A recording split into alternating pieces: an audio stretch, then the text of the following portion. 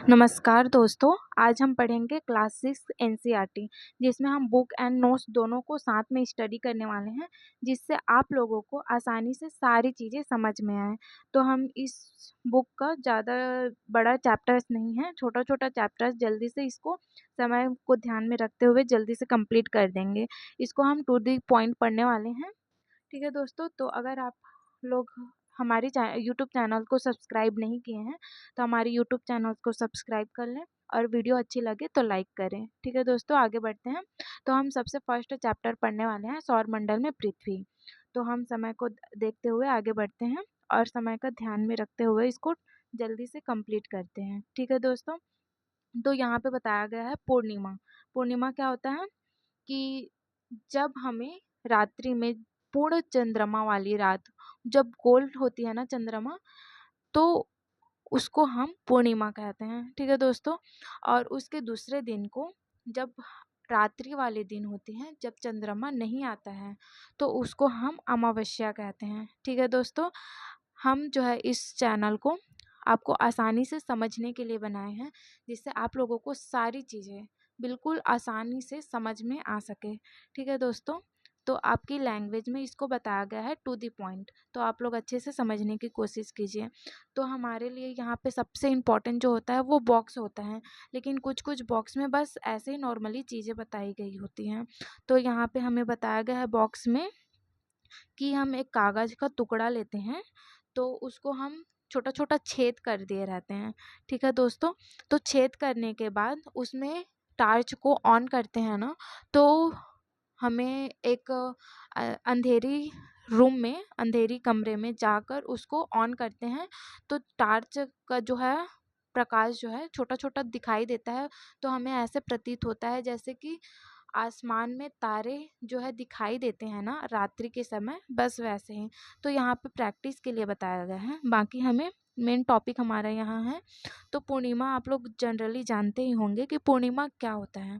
ठीक है, जो जब हमारे आसमान में गोल चंद्रमा जब दिखाई देता है, उसे ही हम पूर्णिमा कहते हैं। उसके दूसरे दिन जब अमावस्या हो जाती है, जब रात्रि हो जाती है, उसे ही अमावस्या कहते हैं। तो अब हम यहाँ देखेंगे आगे खगोलीय पिंड। तो खगोलीय पिंड किसे कहते हैं? जैसे सूर्य, चंद्रमा, वे सभी वस्तुएं जब आसमान में चमकती है ना, उस सारी चीज़ों को हम खगोलीय पिंड कहते हैं। तो खगोलीय पिंड जैसे हम बोल सकते हैं, सूर्य जो है चमकता है, चंद्रमा चमकती है, तारों का समूह जो होता है, वो सारी चीज़ें जो चमकती है ना, वो खगोलीय पिंड होती हैं। ठीक है दोस्तों, तो अब हम आगे बढ़ते हैं। यहाँ पे हम लोग को बताया गया है नक्षत्र मंडल। तो नक्षत्र मंडल क्या होता है? आसमान में जो आकृतियाँ होती हैं, आसमान में जो तारों के द्वारा जो आकृतियाँ बनाई जाती हैं, उसी आकृति को ही हम नक्षत्र मंडल कहते हैं। जैसे हम बहुत सारी आकृतियाँ देखते हैं, सप्तऋषि देखते हैं, तो उससे हम जो है दिशा का ज्ञात करते हैं, उसे ही हम नक्षत्र मंडल कहते हैं। और नक्षत्र मंडल के अंडर में ही क्या आता है? नक्षत्र मंडल के अंडर में आता है अर्सा मेजर या बिग बियर। यहाँ पे अर्सा मेजर और बिग बियर इसी के अंडर में आता है। ठीक है दोस्तों, जो आकृतियाँ को दर्शाती हैं। और अर्सा मेजर और बिग बियर के,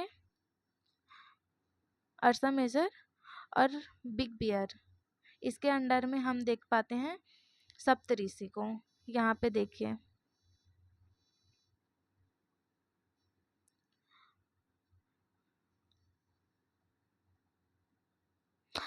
सप्तऋषि, सप्तऋषि क्या है?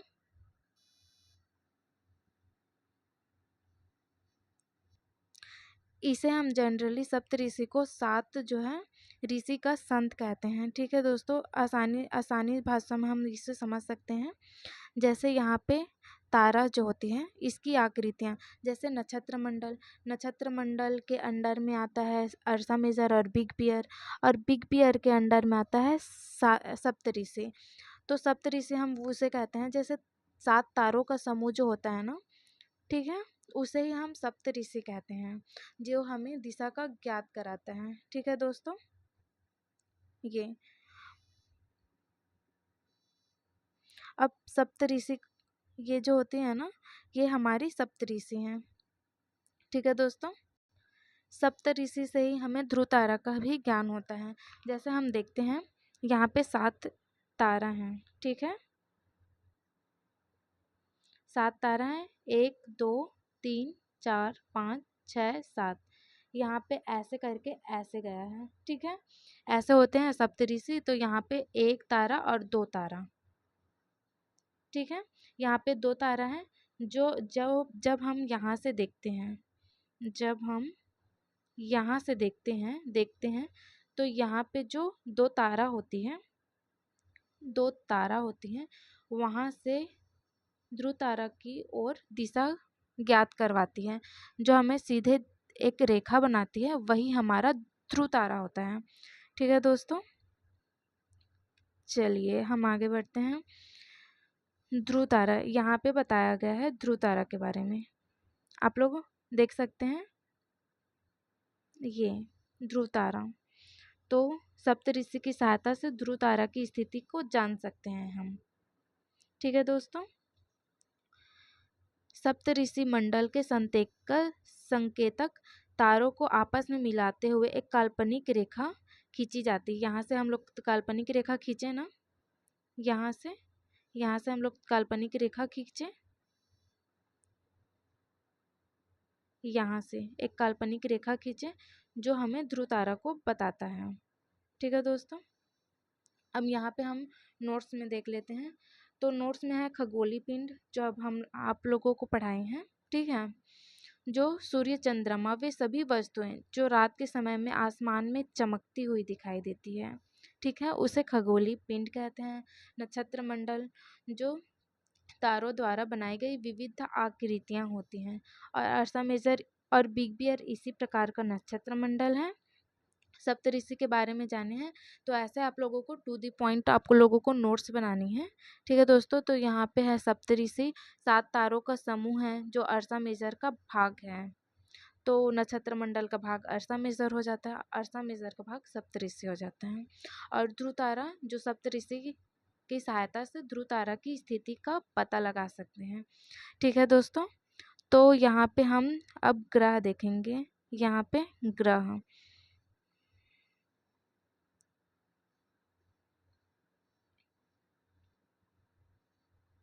ग्रह, तो ग्रह किसे कहते हैं? कुछ खगोलीय पिंडों में अपना प्रकाश एवं ऊष्मा नहीं होते हैं, वे तारों के प्रकाश से प्रकाशित होते हैं। ठीक है, उसे ग्रह कहते हैं। ये यहाँ पे है ना ग्रह, ये ग्रह। कुछ खगोलीय पिंड ऐसे होते हैं, कुछ खगोलीय पिंड में जैसे आसमान में जैसे चमकता हुआ दिखाई देता है ना, तो आसमान में जो भी चीज़ें चमकती हैं, जो भी चीज़ें रहती हैं, तो वो हैं आपस में, मतलब उसमें खुद में प्रकाश और ऊष्मा नहीं होता है, उसे ही हम ग्रह कहते हैं। खुद का प्रकाश में प्रकाशित नहीं होते हैं। ठीक है दोस्तों, देखिए हमारा पृथ्वी भी एक ग्रह ही है। ठीक है, ग्रह जिसे अंग्रेजी में प्लैनेट कहते हैं, जिसे ग्रीक भाषा से प्लेटेनाई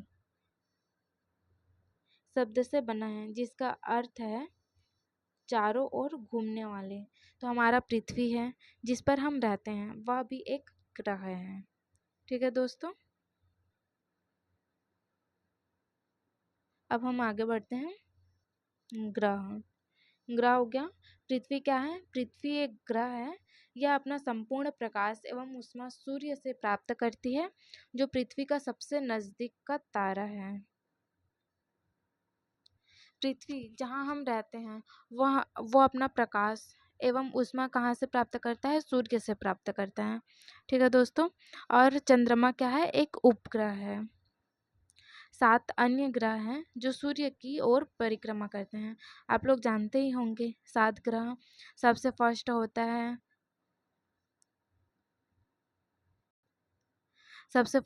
है, बुध, फिर शुक्र होता है, फिर थर्ड में हमारा पृथ्वी होता है, फिर फोर्थ में मंगल होता है, फिर क्षुद्र ग्रह होता है, फिर बृहस्पति होता है, शनि होता है, यूरेनस, फिर नेपच्यून। ठीक है दोस्तों, तो यहाँ पे हम लोग सारी चीज़ों को डिफाइन करके बताए हुए हैं। सौरमंडल, सौरमंडल किसे कहते हैं? तो सौरमंडल सूर्य के साथ में 8 ग्रह तथा क्षुद्र ग्रह तथा कुछ खगोलीय पिंड, तारा हो गया, एवं उल्का पिंड, इसे ही हम सौर परिवार कहते हैं, सौर मंडल कहते हैं। जब सूर्य होते हैं, 8 ग्रह होते हैं, क्षुद्र ग्रह होते हैं तथा कुछ खगोलीय पिंड, तारा एवं उल्का पिंड, इसे ही हम सौर परिवार कहते हैं। यहाँ पे हम और अच्छे से बताया गया है। ये देखिए, यहाँ पे सूर्य है एक, ठीक है, और यहाँ पे 8 ग्रह है हमारा, ये हो गया। फिर बीच में क्षुद्र ग्रह है, उल्का पिंड है और तारों का समूह है, जिसे ही हम सौर मंडल कहते हैं। ठीक है दोस्तों, ये तो सूर्य जो है सौर मंडल के केंद्र में स्थित होता है। सूर्य हमारा जो है सौर मंडल के केंद्र में स्थित होता है।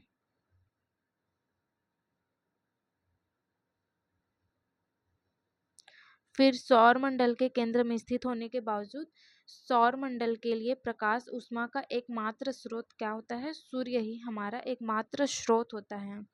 ठीक है दोस्तों, फिर यहाँ पे हम आगे देखेंगे ग्रहों के बारे में।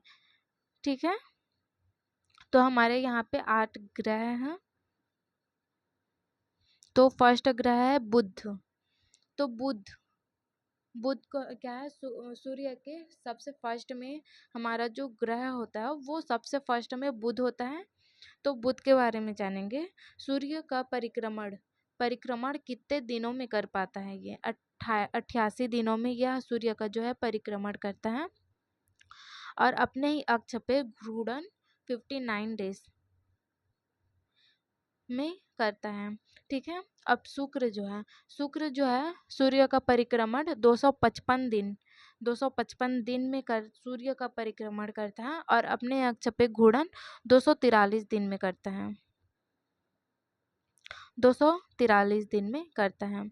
उसके बाद पृथ्वी जो है सूर्य का परिक्रमण 365 दिन में करता है और घूर्णन जो है 1 दिन में घूमता है। जैसे हमारा जो है अपने अक्ष पे जो है घूमता है ना, वो 1 दिन में घूमता है। जैसे 24 घंटे होते हैं ना, तो उसमें 1 दिन में जो है पृथ्वी अपने अक्ष पर घूम जाता है। ठीक है, जिसे हम लोग घंटे में डिफाइन करके 24 घंटे का नाम देते हैं।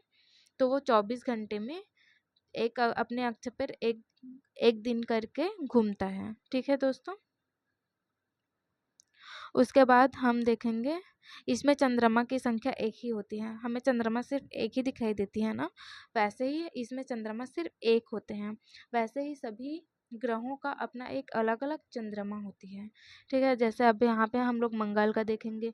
मंगल जो है 687 दिनों में जो है परिक्रमा करती है सूर्य का परिक्रमा 687 दिनों में पूरा करता है और घूर्णन जो है 1 दिन में कर लेती है। अपने अक्ष में घूर्णन 1 दिन में कर लेती है और इसका खुद का चंद्रमा जो है 2 होता है। ठीक है दोस्तों, फिर आगे हम चलते हैं बृहस्पति क्या है, परिक्रमण जो है 11 साल में 11 महीने, मतलब लगभग जो है 12 साल हो ही जाते हैं इसका परिक्रमण। सूर्य का परिक्रमण यह लगभग 12 साल तक करता है और अपने अक्ष पर घूर्णन जो है 9 घंटे 56 मिनट में अपने अक्ष पर यह घूर्णन करता है। इसका खुद का चंद्रमा होता है 53। ठीक है दोस्तों, आगे बढ़ते हैं। ये यहाँ पे आप लोगों को बताया गया है, ये जो बीच का है ना, यहाँ पे हमें यहाँ पे क्षुद्र ग्रह दिखाई देता है। ये हमारा क्षुद्र ग्रह होता है।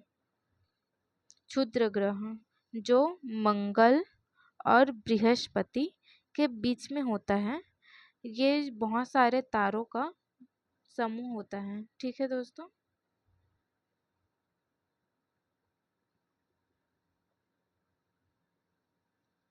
ये हम देखेंगे शनि का जो है परिक्रमण कितने दिनों में करता है? 29 साल में और 5 महीने, 29 साल 5 महीने में शनि जो है सूर्य का परिक्रमण करती है और अपने अक्ष पर घूर्णन 10 घंटे 40 मिनट में करती है।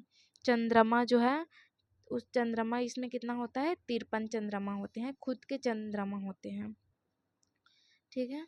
यूरेनस हो गया, यूरेनस 84 साल में परिक्रमण करता है सूर्य का और अपने अक्ष पर घूर्णन जो है 17 घंटे 14 मिनट में अपने अक्ष पर घूर्णन करता है और इसका खुद का चंद्रमा 27 होता है।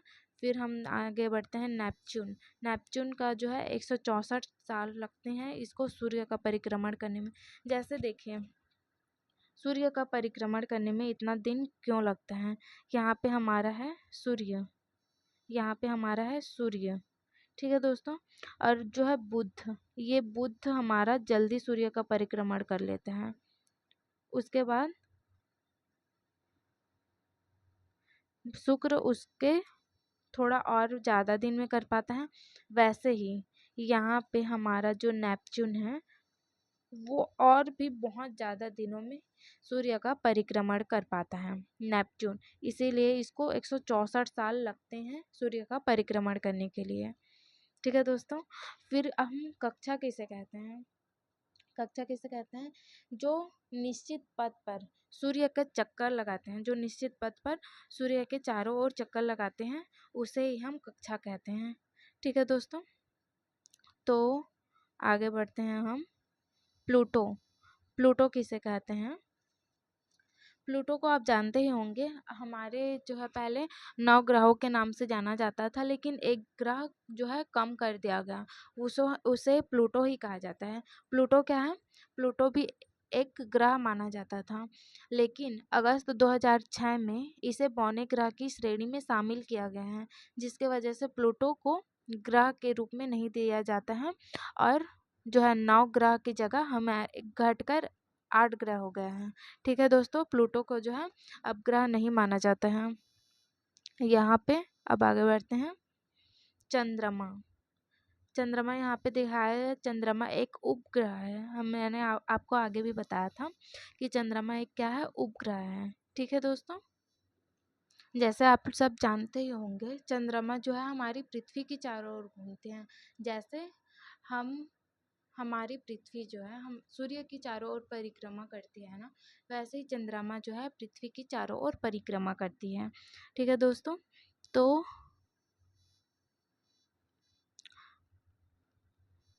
अब यहाँ पे हम सौर मंडल देख चुके हैं। सूर्य, सूर्य के बारे में जानेंगे कि सूर्य जो है सौर मंडल के केंद्र में स्थित होता है। हमने ये सब सारी चीज़ें पढ़ चुके हैं। फिर सूर्य जो है सौर मंडल के लिए प्रकाश एवं ऊष्मा का एकमात्र स्रोत होता है। जो सूर्य होता है ना वो सौर मंडल में 8 ग्रह होती हैं और क्षुद्र ग्रह होती है, उल्का पिंड होते हैं। उल्का पिंड हम तारों को बोल सकते हैं, सूर्य को बोल सकते हैं, चंद्रमा को। लेकिन यहाँ पे हम सूर्य के बारे में पढ़ रहे हैं तो उल्का पिंड हम सूर्य, चंद्रमा, तारों जो भी है उसको बोल सकते हैं। ठीक है दोस्तों।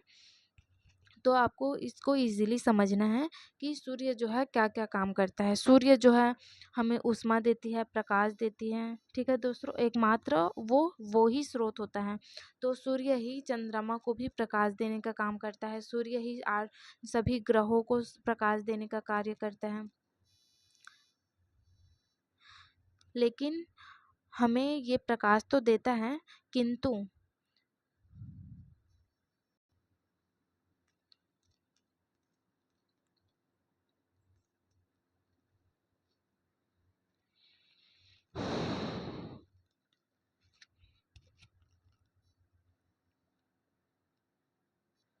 यहाँ हमने देखा ही है कक्षा किसे कहते हैं, जो सूर्य का चक्कर लगाते हैं एक निश्चित पथ पर, उसे ही हम कक्षा कहते हैं। ठीक है दोस्तों।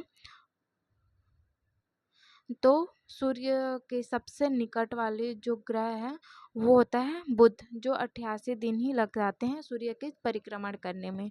ठीक है दोस्तों। और प्लूटो के बारे में हमने पढ़ा है कि प्लूटो जो है 2006 में, अगस्त में 2006 में इसको बौने ग्रह के रूप में इसको जो है निर्णय लिया गया है। ठीक है दोस्तों। तो आगे हम बढ़ते हैं। क्षुद्र ग्रह, क्षुद्र ग्रह क्या होता है ये हम आगे जानेंगे। क्षुद्र ग्रह जो तारों, ग्रहों एवं उपग्रहों के अतिरिक्त असंख्य छोटे पिंड भी सूर्य के चारों ओर चक्कर लगाते हैं। असंख्य छोटे पिंड जैसे हम तारों को ले सकते हैं। तारे जो होती हैं, ग्रहों जो होती हैं, ग्रह जो 8 ग्रह होती हैं, उपग्रह होते हैं, उसके जैसे चंद्रमा होते हैं, उनको छोड़ के जो असंख्य छोटे पिंड भी सूर्य के चारों ओर चक्कर लगाते हैं ना, उसे ही हम क्षुद्र ग्रह कहते हैं। हमने आपको बताया भी था पहले कि मंगल और बृहस्पति के बीच में जो है क्षुद्र ग्रह पाया जाता है। ठीक है दोस्तों, अब आगे बढ़ते हैं उल्का पिंड में। उल्का पिंड क्या होता है कि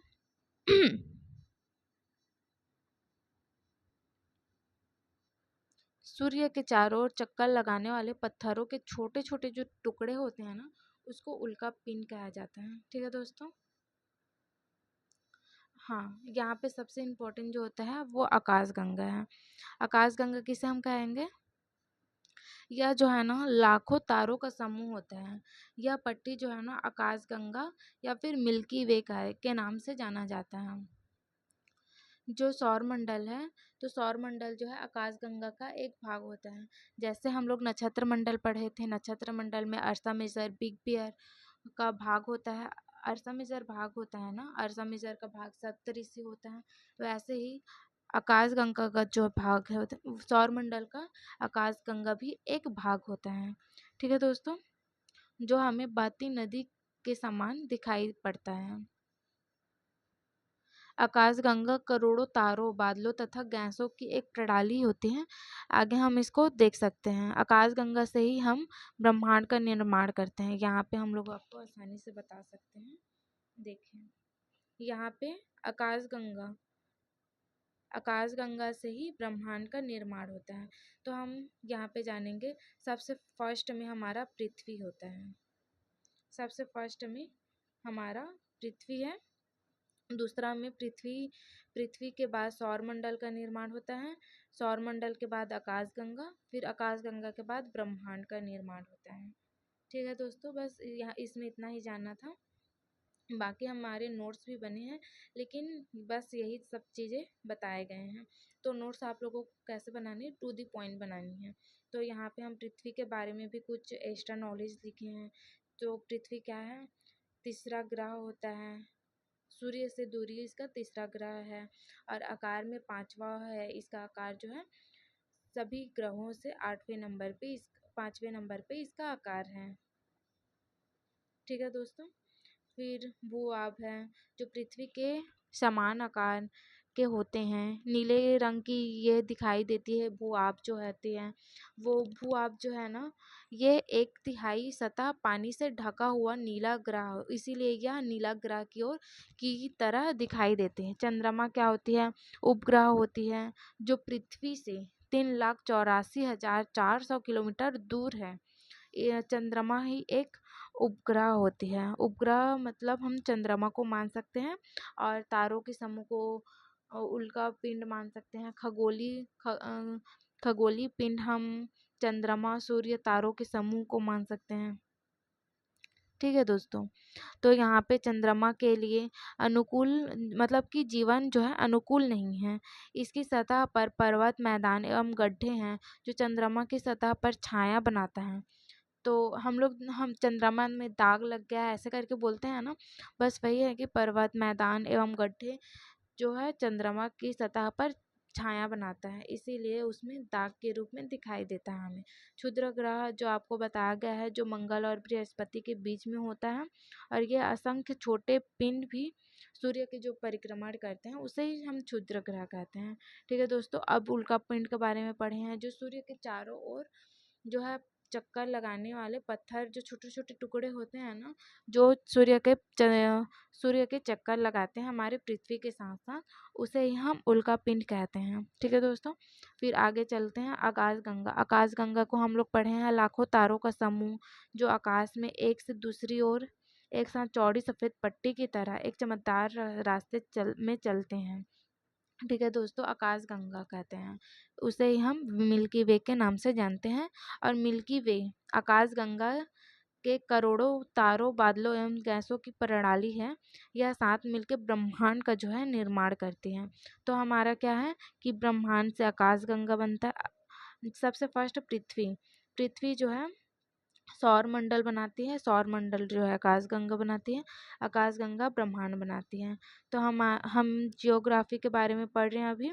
तो पृथ्वी की इसमें एक बॉक्स में बताया गया है, यहाँ पे देखिए जियोग्राफी, ये वाली बॉक्स में हमें बताया गया है।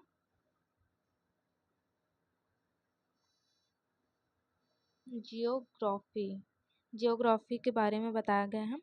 तो जियो में लॉजी मिला देंगे तो पृथ्वी का अध्ययन करने वाला हो गया। अब जियो में मैट्री मिला देंगे तो पृथ्वी का मापन करने वाला हो गया। फिर जियो में ऑइड मिला देंगे तो पृथ्वी के आकार के अनुरूप। इसको बस नॉलेज के लिए एक बार पढ़ना पड़ेगा, बाकी इसमें कुछ नहीं है। ठीक है दोस्तों, बस इसको बताने के लिए यहाँ पे लगाया गया है और समझाया गया है ये जियो। फिर यहाँ पे आर्यभट्ट, सॉरी दोस्तों वो थोड़ा टेक्निकल इश्यूज हो गई थी। तो यहाँ पे हम देखेंगे आर्यभट्ट जो प्राचीन भारत के प्रसिद्ध खगोल शास्त्री थे। तो यहाँ पे हमें बॉक्स में ही या आर्यभट्ट के बारे में बताया गया है। तो आर्यभट्ट कौन थे? जो प्राचीन भारत के प्रसिद्ध खगोल शास्त्री, मतलब कि जियोग्राफी के जो होते हैं ना अध्ययन करने वाले, वही थे। तो हमें यहाँ पे आर्यभट्ट के बारे में भी बताया गया है। तो हम जो है अपने जो नोट्स में इंगित कर दिए हैं। तो यहाँ पे सारी चीज़ों को जानना ज़रूरी है। बाकी ये जो है इम्पोर्टेंट उतना नहीं होता है, हमारे लिए सबसे ज़्यादा इम्पोर्टेंट होते हैं आगे के चैप्टर्स और सिलेबस। ठीक है दोस्तों, यहाँ पे आर्यभट्ट के बारे में बताया गया। आर्यभट्ट जो है प्राचीन भारत के प्रसिद्ध खगोल शास्त्री थे। तो यहाँ पे हमारा जो है चैप्टर कंप्लीट होता है दोस्तों। और थैंक यू सो मच दोस्तों। एंड हमारे चैनल अगर आपको अच्छा लगा और समझ में आया तो चैनल को लाइक करें और सब्सक्राइब करें। थैंक यू दोस्तों।